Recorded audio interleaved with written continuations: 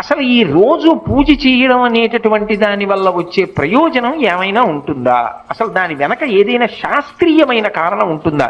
విదురుడు ఎందుకు చెప్పాడు అసలు దైవానికి నమస్కారం చేయమని? నేను మీకు ఒక్క మాట చెప్తా, బాగా గుర్తుపెట్టుకోండి. ఎవరు పూజ చేస్తున్నాడో వాడు లోకము చేత పూజింపబడతాడు. నేనన్న మాట బాగా పట్టుకున్నారా? ఎవరు పూజ చేస్తాడో వాడు లోకము చేత పూజ అందుకుంటాడు.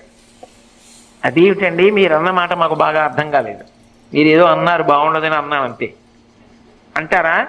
మీకు వివరణ చేసే ప్రయత్నం చేస్తా. పూజ అంటే ఏమిటి? పొద్దున్నే దేవుడి దగ్గరికి వెళ్ళో దీపం పెడుతున్నా, ఎందుకు? ఎవరు భగవంతుడు?